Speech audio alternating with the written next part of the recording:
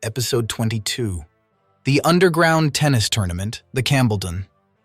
At Berlin General Hospital, Fiona reflects on how Lloyd being with his family has led him to develop inappropriate emotions and become a worse spy. While seeing this new version of Twilight aches her heart, Fiona still finds this adorable and endearing and still yearns for him. Because of this, she is determined to usurp the wife position from Yor. Fiona details their new mission to Lloyd. She tells him of a man by the name of Cavi Campbell, a world-renowned art collector. Their mission is to acquire the painting Lady in the Sun, worth roughly 1 million Dalk. The painting's previous owner was the late Colonel Eric Zacharis, who worked in the East's military intelligence division during the war and played a major part in ending it.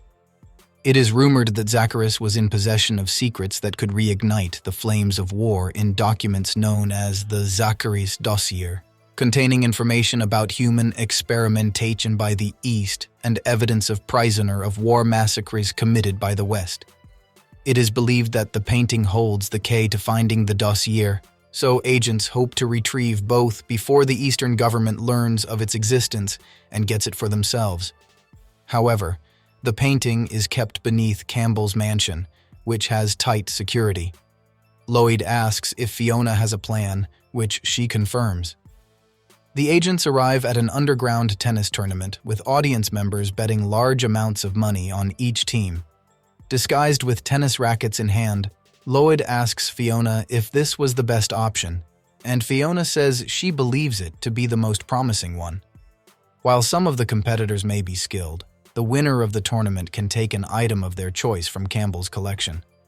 Partaking in this tournament also removes any risks of trying to steal the painting directly. As part of Fiona's cover story, she and Lloyd get announced as a married couple, Twain and Naphalia Phoney. Their opponents for their first match are Walson and Bobble, a famous duo that dominated the Grand Slam circuit a decade ago. Lloyd tells Fiona that he has not played much tennis, but had practiced with his family beforehand, so Fiona tells him to stay in the corner and out of her way. Fiona believes by showing off her tennis skills, she can prove how much of a better asset she would be to Operation Strix. With the odds heavily against the Phonies, Walson and Bobble declare to win this match with years of training behind them. Lloyd wishes them a good game, to which they respond that it will be a slaughter. Lloyd serves the ball and immediately does a service ace, slamming the ball onto the ground before his opponents could react. On his own, Lloyd wins the first game without letting the duo score any points. Walson and Bobble are shocked but target Fiona since they have not seen her play. To their surprise, she returns the ball with a powerful backhand slice and earns a point. After Lloyd compliments her, Fiona decides to keep showing off how amazing she is until the completion of their mission, imagining Lloyd picking her up into his arms and asking her to be his doubles partner for life. Going into a frenzy of excessive moves, Fiona wins the rest of the match herself, bringing Walson and Bobble to their knees in defeat. Watching from their balcony seats, Campbell and his associates discuss how the newcomers have shaken things up. One of them says that, unlike ordinary opponents, the pair will have trouble against his Bolick brothers. Another man dismisses them as drug addicts, but the man claims that his company's new drug, Osoar, is being given a trial run in the next match. This drug transforms the scrawny Bolick brothers to hulking men with lots of muscle. Upon seeing them, Lloyd asks whether this is really risk-free, and Fiona responds that they just need to do their best. Elsewhere, Anya and Bond play tennis at the park with Yor. Anya notices Yor is lost in thought, which the latter denies when asked. Yor thinks about the tennis competition Lloyd is at and wonders if Fiona is with him there. As she contemplates their relationship and what it might mean for her, Yor considers getting rid of Fiona, but quickly shakes those thoughts away.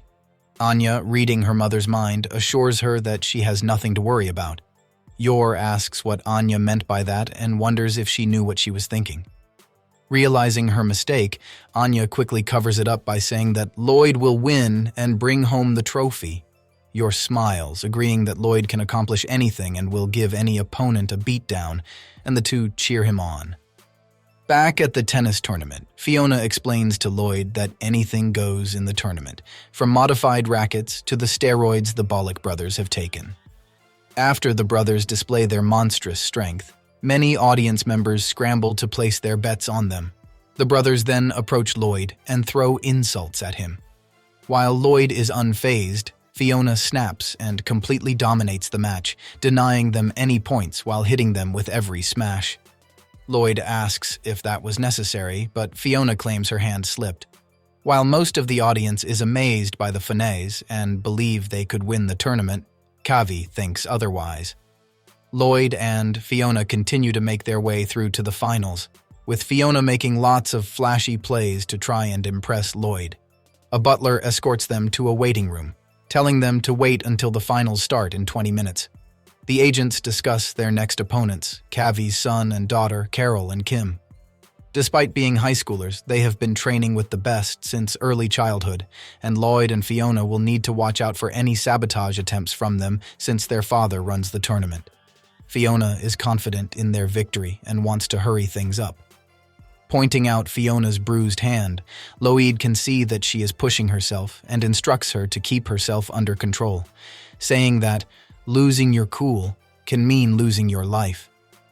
Fiona gives in and thinks how great it is to have Lloyd fret over her.